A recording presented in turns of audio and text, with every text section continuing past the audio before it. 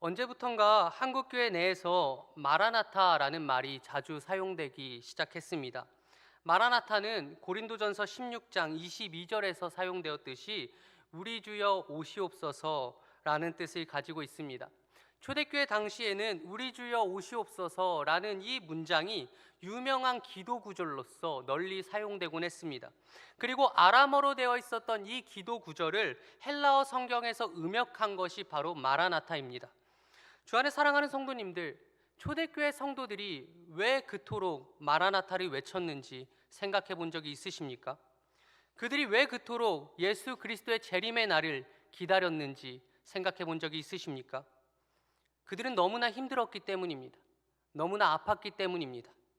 믿음을 가졌다는 이유만으로, 또 믿음을 포기하지 않았다는 이유만으로 로마의 군인들에게 끌려가 고문을 당하고 또 이교신들을 위한 희생제물로 몸이 불태워져 가는 이 비참한 현실 속에서 초대교회 성도들의 입술에서는 마라나타, 이 가슴에 사무치는 외침이 절로 터져나올 수밖에 없었습니다.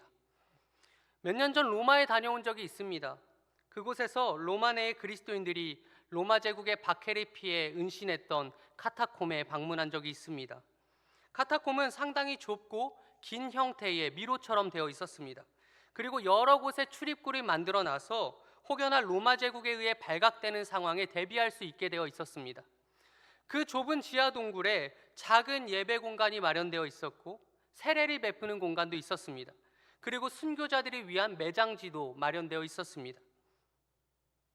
그 카타콤을 걸으면서 문득 감정이 북받쳐서 눈물이 났습니다.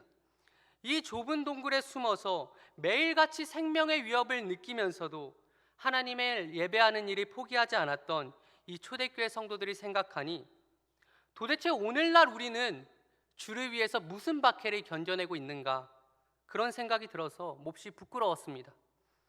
초대교회 성도들이 당했던 박해와는 감히 비교조차 할 수 없을 정도로 너무나 가벼운 고난과 박해가 찾아왔을 때에도 조금도 고민하지 않고 예수를 버리고 세상과 타협하는 우리는 과연 진짜 믿음을 가지고 있는가, 그런 의문이 들었습니다.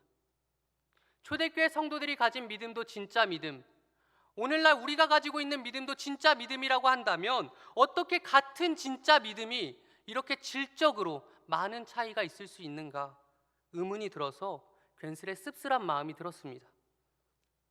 주 안에 사랑하는 성도님들, 초대교회 성도들이 마라나타를 외치며 다시 오실 예수 그리스도를 간절히 기다렸던 이유는 그들이 현실에서의 삶을 믿음 가운데 신실하게 살아내고 있었기 때문입니다. 그들은 생명의 위협을 받는 비참한 현실 속에서도 하나님을 예배하는 일을 포기하지 않았고 성도로서 해야 하는 거룩하고 선한 삶을 포기하지 않았습니다.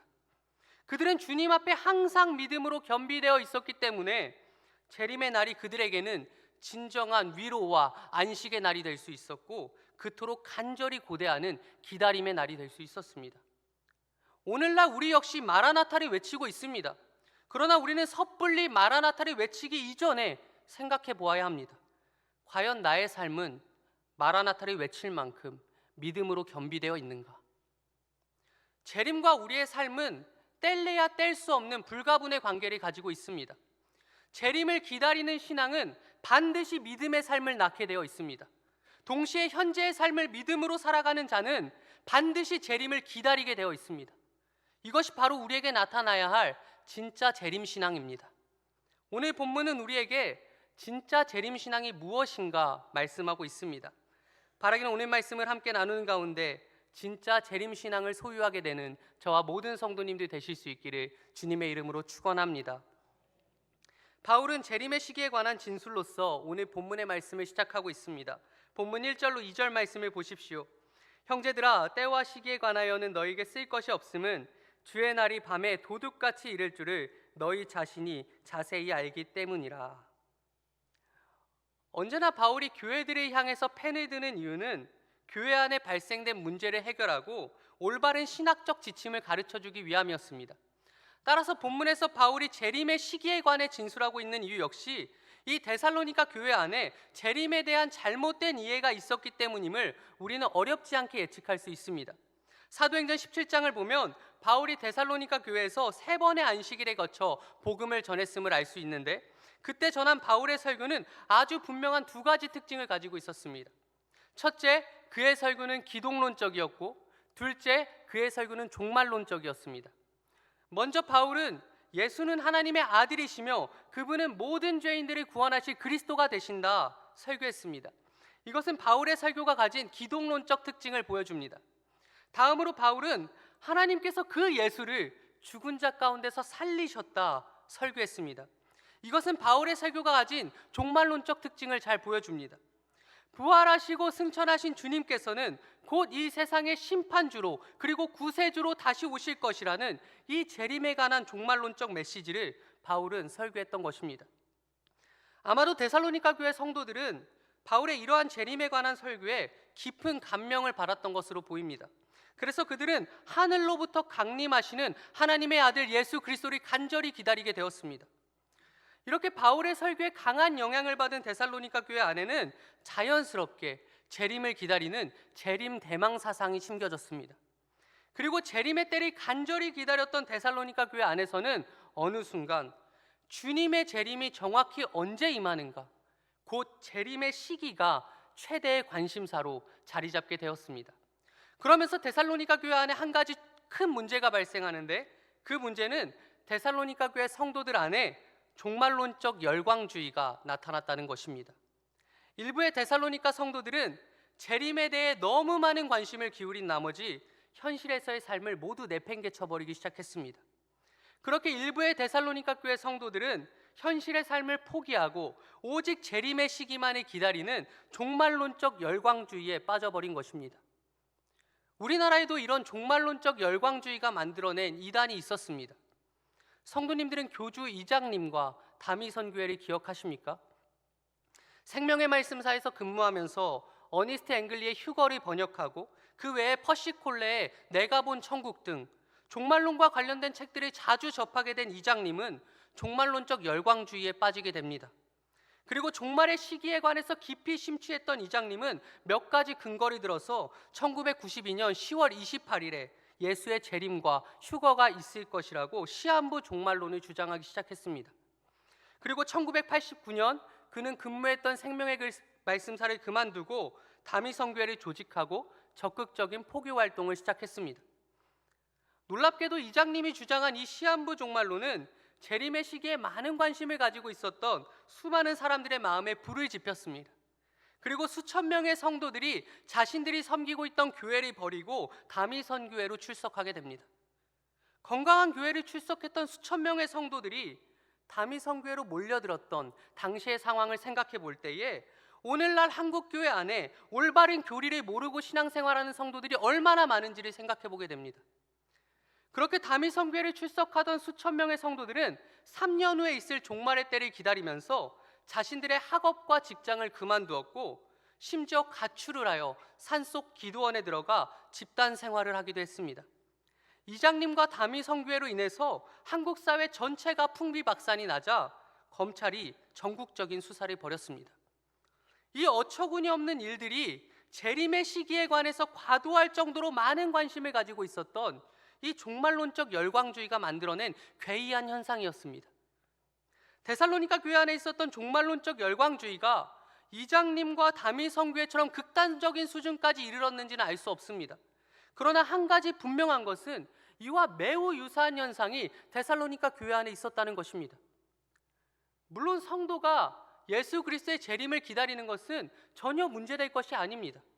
오히려 예수 그리스도의 재림과 그날에 완성될 하나님 나라의 소망은 이 죄악된 세상에서 살아가는 성도들에게는 삶의 이유가 되어주고 소망이 되어줍니다. 그래서 바울도 현재의 고난은 장차 우리에게 나타날 영광과 비교할 수 없다고 그렇게 고난당하던 로마교회 성도들을 위로했던 것 아니겠습니까? 문제는 재림을 기다리는 일 자체가 아닙니다.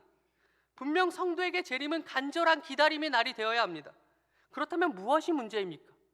문제는 재림을 기다리는 일 자체가 아니라 재림을 기다리는 우리의 태도와 자세에서부터 발생하는 것입니다.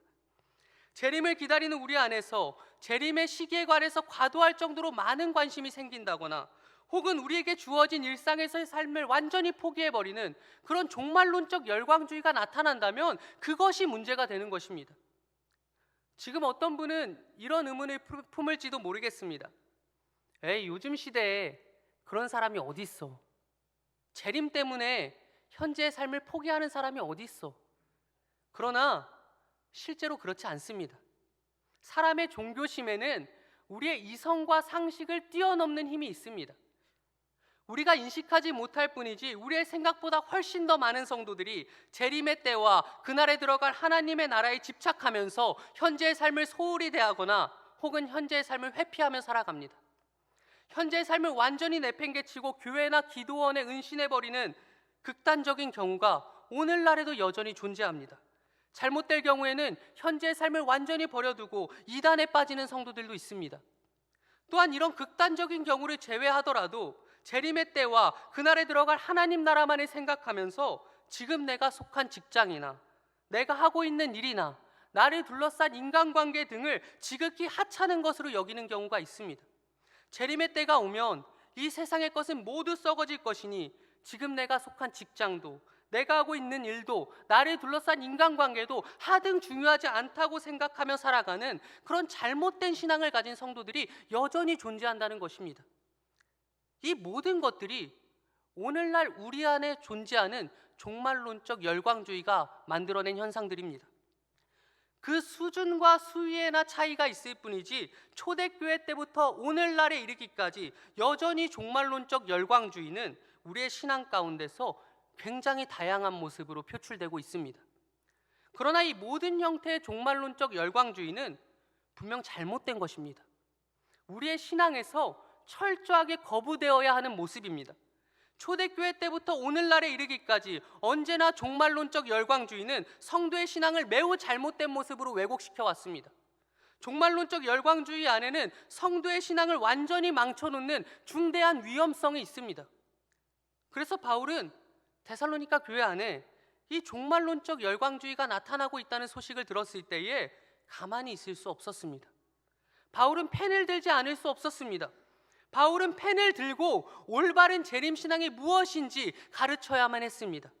이러한 이유에서 바울은 오늘 본문을 통하여 성도가 재림을 기다리는 올바른 방법, 곧 진짜 재림신앙이 있다고 증거하고 있는 것입니다. 그렇다면 바울이 본문을 통해 가르치는 진짜 재림신앙은 무엇입니까? 첫 번째는 재림을 기다리되 정확한 시기에 관해서 묻지 않는 것입니다. 오늘 본문 1절로 2절 말씀 함께 읽도록 하겠습니다. 1절로 2절 말씀입니다. 시작. 형제들아,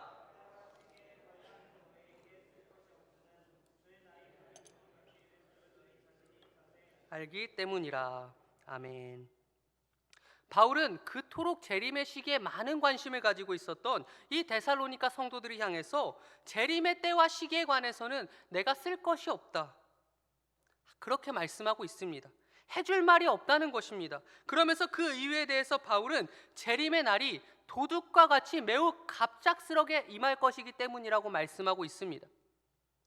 주 안에 사랑하는 성도님들, 집에 도둑이 들어본 경험이 있으십니까? 저는 목회자의 자녀로 자라면서 교회에 도둑이 드는 일이 몇 번 목격한 적이 있습니다. 항상 교회는 도둑들이 노리기 참 좋은 장소가 됩니다. 항상 교회에는 값비싼 음향 장비들이 있고 대부분의 재정부실에는 금고가 있다는 사실을 도둑들이 잘 알고 있습니다. 그리고 도둑들이 교회를 노리는 또 하나의 중요한 이유가 있는데, 그것은 설령 붙잡히게 되더라도 교회는 그들이 쉽사리 처벌하지 못한다는 이 교회의 생리를 도둑들이 잘 알고 있기 때문입니다. 여기 계신 누군가는 아니 도대체 어떻게 교회를 관리하길래 도둑이 들 수 있나 생각하시겠지만, 도둑은 언제나 예측하지 못하는 순간에 찾아오고 우리가 안전하다고 생각하는 그 순간에 찾아오기 마련입니다. 저희 아버지가 심호하시는 교회에서도 저희 교회와 동일한 보안업체의 도움을 받고 있습니다. 그리고 아버지께서는 항상 교회 문을 나가시면서 교회 전체를 꼼꼼하게 살펴보시고 교회 문을 잠그십니다. 그렇게 30년 이상을 목회하셨기 때문에 그러한 삶의 방식이 몸에 습관이 되어 있으신 분입니다. 그런데 아무리 그렇게 보안에 신경을 써도 작정하고 도둑질하는 사람을 막을 수 없다는 사실을 깨닫게 되었습니다. 새벽 예배가 시작할 때 교회 문으로 들어와서 새벽 예배가 끝날 때까지 불이 꺼진 캄캄한 화장실 빈칸에 들어가 있다가 교회 문이 모두 잠기고 난 후에 나와서 도둑질하는 그 사람을 어떻게 막을 수 있겠습니까? 그리고 실제로 추후에 CCTV를 확인하고 범인을 잡았지만 예상대로 교회는 도둑을 쉽사리 처벌하지 못했습니다. 이처럼 도둑은 언제나 우리가 전혀 예측하지 못하는 순간에, 그리고 우리가 안전하다고 생각하는 그 순간에 찾아오기 마련입니다. 그리고 바울은 예수 그리스도의 재림의 날이 이 도둑이 드는 것 같이 우리가 전혀 예상하지 못한 그 순간에 찾아올 것이라고 말씀하고 있습니다. 즉 재림의 날은 어떤 시간표나 계산에 의해서 정해지는 것이 아니라 전적으로 하나님의 주권 안에 있는 것이기 때문에 우리 사람은 그 재림의 때와 시기를 절대로 알 수 없다는 것입니다. 그리고 이 재림의 때와 시기에 대해서 알고자 하는 것은 하나님의 주권을 침범하려고 하는 분수에 맞지 않은 행동이라고 바울은 말씀하고 있습니다. 그러니 바울이 말하는 진짜 재림신앙의 첫 번째 요소는 재림을 간절히 기다리되 그 때와 시기에 관해서는 전적으로 하나님의 주권에 맡겨드리는 것이라고 할 수 있습니다. 다음으로 바울은 진짜 재림신앙의 두 번째 요소를 밝히는데 이것이 바울이 말하는 재림신앙의 핵심이라고 할 수 있습니다. 우리 함께 본문 4절로 6절 말씀 읽도록 하겠습니다. 4절로 6절 말씀입니다. 시작. 형제들아 너희는 어둠에 있지 아니하매 그날이 도둑같이 너희에게 임하지 못하리니 너희는 다 빛의 아들이요 낮의 아들이라. 우리가 밤이나 어둠에 속하지 아니하나니 그러므로 우리는 다른 이들과 같이 자지 말고 오직 깨어 정신을 차릴지라. 아멘. 바울은 데살로니가 성도들을 향해서 재림의 때와 시기에 관심을 가질 것이 아니라 항상 깨어 정신을 차리라고 말씀합니다. 곧 깨어 근신하는 것, 깨어 근신하는 것이 바울이 말하는 진짜 재림신앙의 두 번째 요소라고 할 수 있습니다. 그렇다면 여기서 깨어 근신한다는 것은 무엇입니까? 바울은 이미 4장 말씀을 통해서 깨어 근신하는 것이 무엇인지 밝힌 바가 있습니다.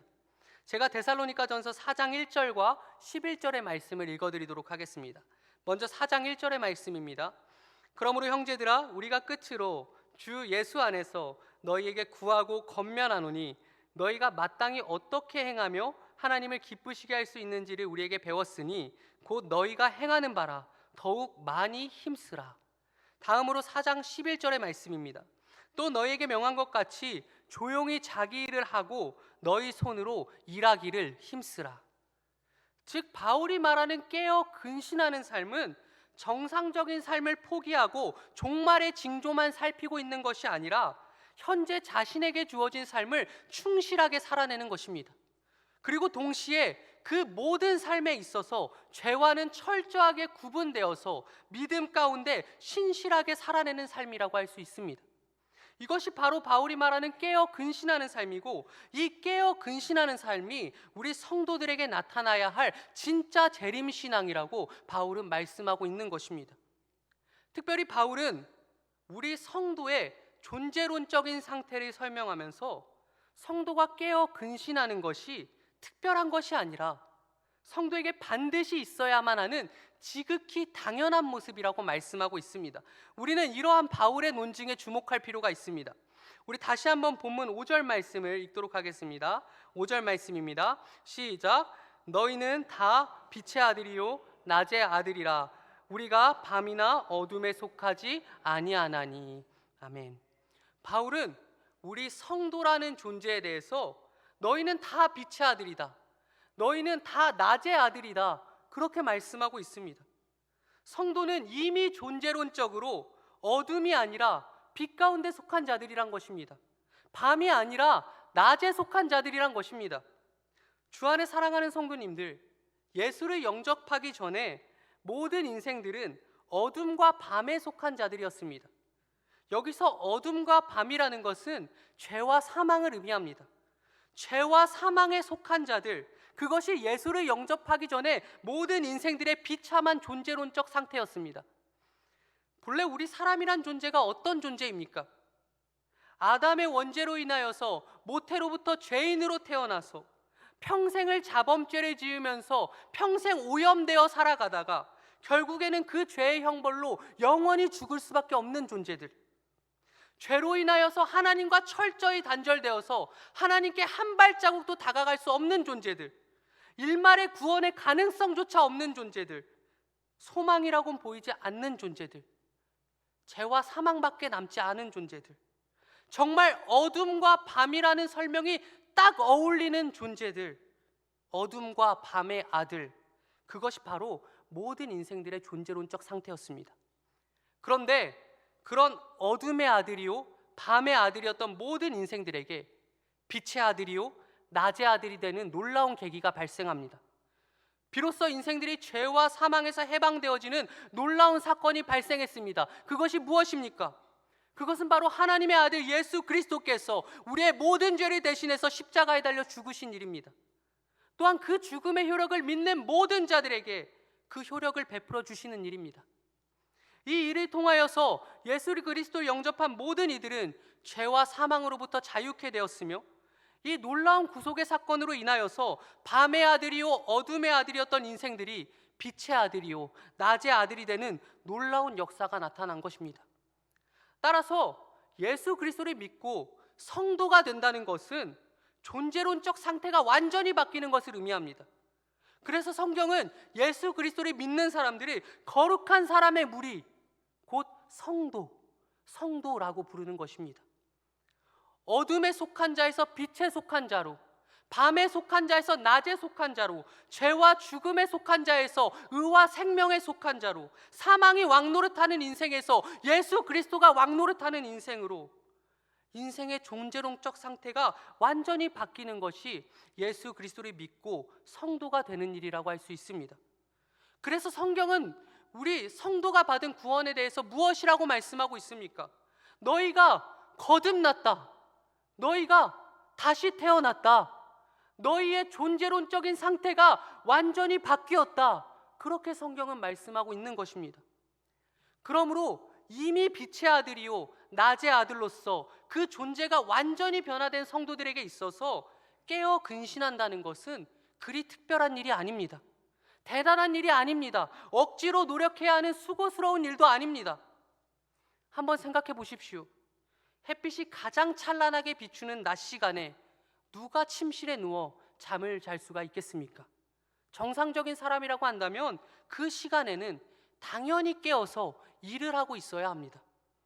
이처럼 깨어 근신한다는 것은 빛의 아들이요 낮의 아들이라고 하는 성도들에게 반드시 나타나야만 하는 지극히 당연한 모습이며, 성도들에게 있어서 가장 잘 어울리는 모습이라고 바울은 증거하고 있는 것입니다. 잠에 드는 것, 곧 날마다 죄를 범하며 살아가는 것, 그래서 도둑이 드는 것처럼 예수 그리스도의 재림의 날이 왔을 때 아무 준비가 되어 있지 않다가 영원한 지옥의 형벌을 받는 것, 그것은 빛의 아들이요 낮의 아들인 우리 성도들에게 전혀 어울리지 않는 삶이라고 바울은 말씀하고 있는 것입니다. 그러므로 이 모든 것을 종합해 보았을 때 바울이 말하는 진짜 재림신앙은 재림의 날이 간절히 기다리되 그날은 하나님의 때에 갑작스럽게 찾아올 것에 경각심을 가지면서 주어진 현재의 삶을 믿음으로 살아내는 것이라고 할 수 있습니다. 그리고 동시에 그렇게 믿음으로 살아내는 것을 어려운 것으로, 노력해야 하는 수고스러운 것으로 여기는 것이 아니라 빛의 아들이요 낮의 아들인 성도들에게 당연히 있어야 할 모습으로 받아들이고 기쁨과 감사로 그 믿음의 삶을 살아내는 것이라고 할 수 있는 것입니다. 설교를 시작하면서 마라나타를 외쳤던 초대교회 성도들에 대해서 잠시 말씀을 나누었습니다. 그리고 이 초대교회 성도들의 모습과 본문에 기록된 바울의 말씀을 연결해 보았을 때 우리는 왜 초대교회 성도들이 그토록 많은 박해를 받았음에도 마라나타를 외치며 믿음의 삶을 포기하지 않았는지를 깨닫게 됩니다. 그들은 재림을 간절히 기다렸기 때문에 현재의 삶을 믿음으로 살아낼 수 있었고, 동시에 그들은 믿음으로 모든 삶을 살아내고 있었기 때문에 마라나타를 외치면서 재림의 날을 간절히 기다릴 수 있었던 것입니다. 주 안에 사랑하는 성도님들, 정말 재림을 기다리고 계십니까? 예수 그리스도께서 다시 오시는 그날을 정말로 기다리고 계십니까? 그래서 하루하루를 마라나타의 심정으로 살아가고 계십니까? 그렇다면 오늘 말씀 앞에서 점검해 보시기 바랍니다. 마라나타를 외치기 이전에 저와 성도님들의 삶 속에 근신하여 깨어있는 모습이 있는지를 점검해 보시기 바랍니다. 내가 외치고 있는 이 마라나타라고 하는 외침이 현재의 삶을 믿음으로 살아내고 있기 때문에 터져나오는 간절한 외침인지, 아니면 믿음과는 전혀 상관없는 삶을 살아가면서도 그저 천국 가는 게 좋은 거니까 생각하면서 그저 막연하게 외치고 있는 추상적인 외침인지, 이것을 잘 생각해 보시기 바랍니다. 분명 예수 그리스도의 재림의 날은 주님의 때에 도둑과 같이 갑작스럽게 임할 것입니다. 그러나 우리가 항상 깨어 근신한다면 우리는 재림의 날을 당혹스러운 날이 아니라 진정 기다림의 날로 여길 수 있을 것입니다. 그리고 재림의 날에 영광스러운 모습으로 다시 오실 그 예수 그리스도를 기쁨과 환희로서 맞이할 수 있을 것입니다. 주 안에 사랑하는 성도님들, 재림을 기다리시면서 현재의 삶을 믿음으로 살아내십시오. 동시에 믿음으로 살아내면서 마라나타, 재림의 날을 간절히 기다리십시오. 그것이 저와 성도님들에게 있어야 할 진짜 재림신앙입니다. 그렇게 진짜 재림신앙을 가지고서 앞으로 남은 모든 생애를 살아갈 수 있는 저와 모든 성도님들 되실 수 있기를 우리 주 예수 그리스도의 이름으로 축원합니다. 제가 기도하겠습니다. 사랑의 주님, 오늘 주님께서 말씀하십니다. 너희가 재림의 날을 기다리고 있니? 그렇다면 지금 너희에게 주어진 모든 삶을 믿음으로 살아내라. 너희는 빛의 아들이요 낮의 아들이다. 그러니 현재의 시간을 믿음으로 살아내라. 이 주님의 말씀을 마음에 품고 진짜 재림신앙을 가지고 살아갈 수 있도록 인도하여 주시옵소서. 성령 하나님, 믿음으로 살아가는 것이 너무나 힘들 때마다 우리와 함께 하시고 우리를 붙들어 주셔서 끝까지 견뎌내며 인내하며 우리의 모든 삶을 믿음 가운데 신실하게 살아내는 귀한 주님의 자녀들 될 수 있도록 우리와 함께하여 주시옵소서. 주님 감사합니다. 이 모든 기도 우리 죄악 가운데 원하신 예수 그리스도의 이름으로 기도합니다. 아멘.